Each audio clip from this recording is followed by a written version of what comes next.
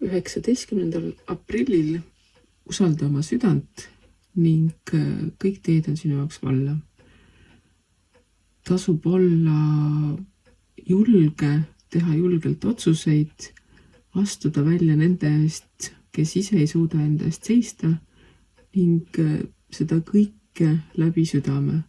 Samuti pane tähele uusi võimalusi, just selliseid, mis pigem on nagu emotsioonide põhjal tehtavad, mitte väga mõistuse peal.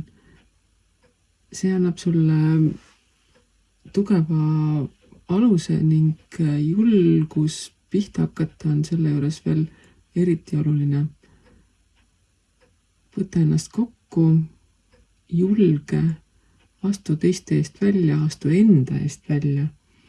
Tee seda, mida sa tunned, et sinu süda on tahtnud teha juba ammu ning kui tulevad uued võimalused, siis võta ka need julgelt vastu.